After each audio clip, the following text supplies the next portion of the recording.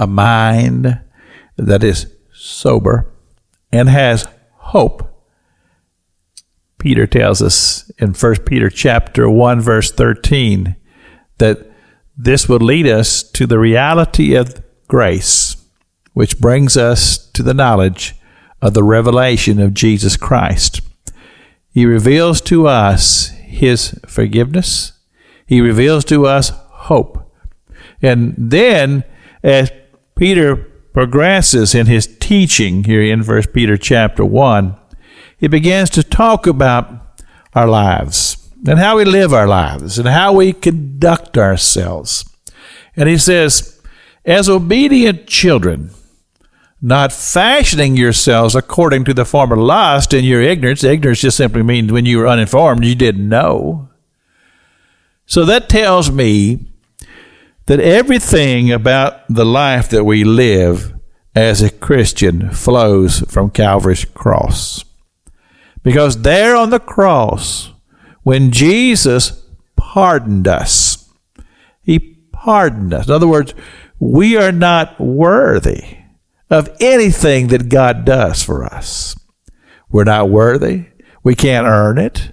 You can't be good enough to allow yourself to gain heaven. No, none of that is possible in the human body, in the human form, in the human heart, in the human mind. No. Only through God's grace.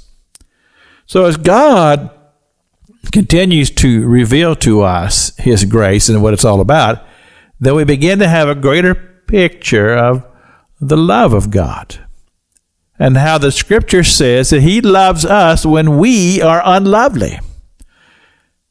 He continues to love us. And of course, that wonderful scripture that we have in John 3:16, it says, for God so loved the world meaning humanity, that he gave us his only Son as the sacrificial lamb on Calvary's cross, which demonstrates to us God's love, his grace, and the action that God did to bring us to a place of redemption, to be redeemed, to be forgiven. So, knowing that in our hearts, then that's what motivates us. In other words, we're not motivated to say, hey, I better be good so I won't go to hell. Well, the truth is, I don't want to go to hell. I don't want to have anything to do with hell. But I don't serve God just so I won't go to hell. I serve God because of his love that's extended to me. And I recognize his love, I feel his love, and I want to return that love to him. So I'm motivated by that. As I said, everything flows from Calvary's cross.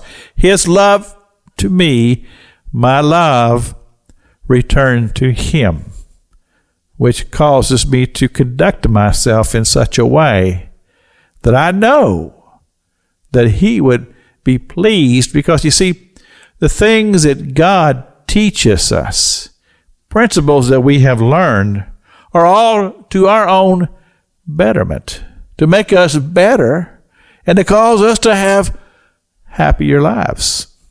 And God's all about that. You see, God's love extended to us brings all the things that makes a human happy. And I like being happy.